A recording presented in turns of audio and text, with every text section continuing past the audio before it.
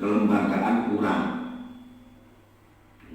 termasuk internal Basnas sendiri, karena kemampuannya menghimpun dan menyalurkan zakat itu belum maksimal.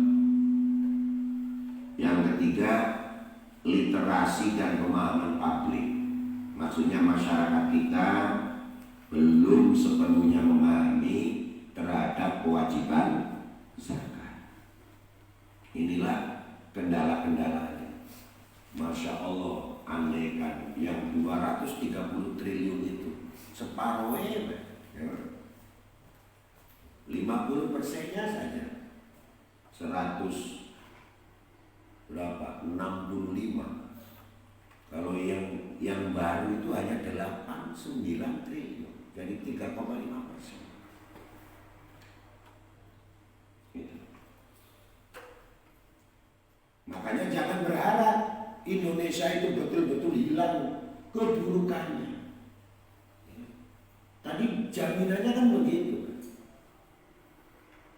Faqad dzaba'an usyarru, maka benar-benar hilang keburukannya. Lalu di dalam hadis Rasulullah tadi redaksinya menggunakan kata man. Man itu isim mausul mustarak yang memiliki arti mubham. Artinya man itu isinya bisa 1, bisa 2, bisa 3, bisa orang, bisa bangsa. Kalau tadi saya artikan personal, barang siapa yang membayarkan zakat hartanya, maka keburukannya benar-benar akan hilang. Itu kalau saya artikan personal. Karena man ini isim mausul yang mustarak, bisa saja saya artikan secara community. Bangsa mana? Bangsa mana? Negara mana yang mengeluarkan zakat hartanya, maka negara itu akan terjaga, terhindar dari berbagai macam keburukan. Jadi ketika Allah memberikan keburukan kepada kita, sebetulnya yang harus kita terima ini adalah salah satu bentuk peringatan. Kenapa diberi peringatan? Karena kitanya tidak patuh kepada Allah. Mungkin salah satu ketidakpatuhan kita adalah dalam persoalan membayar zakat. Kita dalam arti bangsa atau komunitas, bukan arti personal. Nah kalau yang ngaji sih enggak. Yang ngaji sih patuh, nggak punya uang untuk membayarkan zakat, belum berkewajiban zakat. Maksudnya seluruh elemen bangsa Indonesia, terutama yang profesi-profesi itu kan sudah ada ketetapannya zakat profesi. Coba cek itu. Dokter, profesi yang menggiurkan, apalagi insinyur, kontraktor, profesi-profesi itu kan wajib membayar zakat. Coba dikorek itu simpanan-simpanannya dalam bentuk tabungan maupun dalam bentuk giro di bank. Itu harusnya kan tiap tahun dikeluarkan 2,5%. Artis, ada artis loh yang punya cicilan rumah, 1 bulannya 250 juta. Ini wajib zakat ini. Dia beli rumah saja cicilannya 250 juta 1 bulan. Iya 1 bulan 250 juta. Berarti 1 tahun cicilannya berapa? Kali 10 saja 2,5 miliar. Kalau cicilannya 10 tahun, kan harganya rumah itu wow. Nggak bisa gitu, harganya rumah itu wow, ya Allah. Ya, seringkali ada sih mengeluarkan zakatnya, tetapi sekali lagi tidak sempurna. Tadi melalui rekayasa. Kan orang sekarang inginnya itu nampak.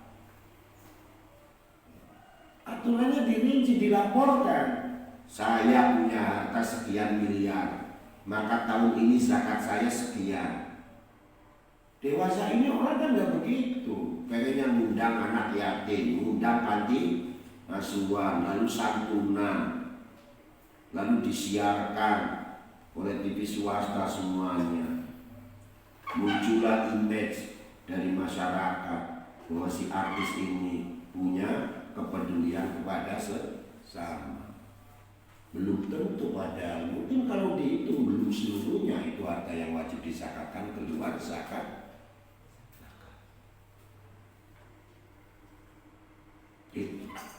Jadi kayak orang bayar pajak lah. Harus gini. Di Indonesia pajak saja bisa dikemplang. Apalagi zakat yang cuma ini. Oh, baik. Itu. Yang kedua, dawu mardokum bisodako. Obati orang-orang sakit kalian dengan sedekah. Yuk mari kita kaji. Sebab secara lahiriah ada tidak hubungannya antara sedekah dengan pengobatan. Secara lahiriah nggak ada. Mana hubungan apa antara sedekah dengan pengobatan? Ya kalau pengobatan itu dokter kan gitu kan, apalagi resep herbal, apalagi pengobatan alternatif itu pantas. Ini masih sedekah. Secara lahiriah memang tidak ada hubungannya antara sedekah dengan pengobatan penyakit. Tapi begini, ini secara lahiriah. Kalau dianalisa secara mendalam, kata Syekh Abdullah Al-Jibri mengamati salah satu sabda Rasulullah. Sabda Rasulullah itu salah satunya berbunyi as-shadaqatu tudfi'ul khoti'ah kama yudfi'ul ma'unnar. Kalian cermati, sedekah itu bisa memadamkan kesalahan seperti api memadamkan air, seperti air memadamkan api. Sedekah memadamkan kesalahan. Kenapa kesalahan? Begini, di antara penyakit yang Allah timpakan kepada hambanya, itu penyakit sebagian sebagai hukuman atas kesalahan yang dilakukan. Saking melasih Gusti Allah supaya ora duwe dosa, maka kapan tes nglakoni kesalahan wong mau diupahi penyakit. Mulanya penyakit itu jare wong Jawae bisa kanggo penglebur dosa. Ya. Kembali, penyakit itu sebagian merupakan hukuman atas dosa yang dilakukan. Nah, dosa yang dilakukan itu dapat diredam dengan apa? Sedekah.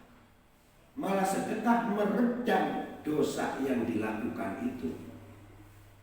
Sama efektifnya, sama dasarnya seperti air yang dapat memadamkan.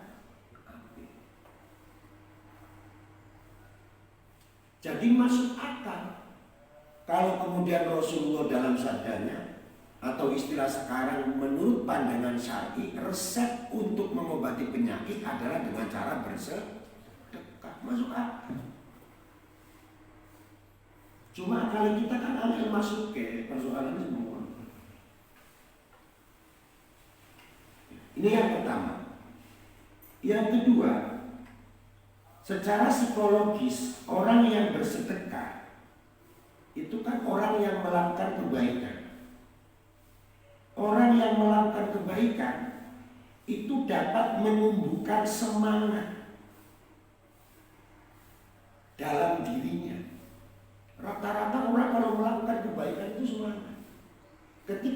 punya semangat dalam melakukan kebaikan, maka semangatnya ini secara psikologis bisa meringankan rasa sakit. Lalu yang terakhir, ketika kita bersedekah berarti kita memberi kepada orang lain. Ketika kita memberi kepada orang lain itu pertanda bahwa kita sedang bersyukur atas nikmat Allah Subhanahu wa Ta'ala. Ketika kita bersyukur maka akan muncul rasa bahagia. Ketika kita muncul rasa bahagia dalam diri kita, maka hormon yang bekerja dapat membunuh berbagai macam penyakit. Mulanya wong digawa enjoy supaya terlalu rentan dengan penyakit. Sebab apa? Enjoy itu ternyata hormonnya itu bisa menjadi penangkal berbagai penyakit. Jadi bisa menjadi sel-sel penjaga. Wong sing gampang sakitan itu wong sing gampang sukeran. Titik-titik suker, titik-titik galau, titik-titik mengeluh. Tapi orang yang selalu enjoy, yang selalu merasa bahagia, mensyukuri segala yang ada, itu membuat hormon-hormon yang bekerja ini dapat membunuh sebagian penyakit dan bisa menjadi sel-sel penjaga. Ini analisis ya. Analisis terhadap sabda Rasul bahwa penyakit itu bisa diobati dengan sedekah. Dan salafus saleh orang-orang dahulu itu langsung percaya, enggak melalui analis. Orang-orang sekarang saja dicarikan analisisnya, dicarikan rasionalitasnya. Dahulu enggak, begitu Nabi bilang udah lakukan. Makanya ada kisah yang sangat masyhur di internet juga, kalau kalian googling bisa didapat kisah ketika Imam Abdullah bin Mubarak mendapat curhatan dari seorang laki-laki yang lama mempunyai penyakit di lututnya sudah 7 tahun. Sampai dia sulit untuk rukuk, sulit untuk sujud. Ada orang laki-laki lututnya terkena penyakit bengkak atau penyakit koreng atau apa yang menaun sampai 7 tahun. Berobat kemana-mana tidak mendapatkan jalan kesembuhan, lalu datang kepada Imam Abdullah bin Mubarak. Memang biasanya kalau imam, kalau kiai itu ya alternatif terakhir. Setelah alternatif yang lain ya luru jodoh, SMS, PDKT ini itu, apa misalnya mulai ini, ya luru pekerjaan ini, sekolah mana-mana kangelan ini terakhir ini, ya bener itu aja terakhir, awitin ya ini supaya kamu.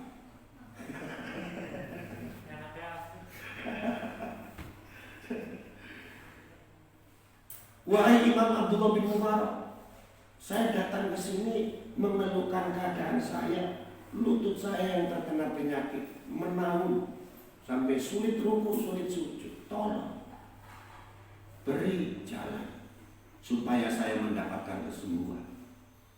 Apa kata Imam Abdullah bin Mubarak? Kata Imam Abdullah bin Mubarak, kamu tahu masyarakat di sekitar sini itu sangat membutuhkan air bersih. Saran saya, cari tanah yang strategis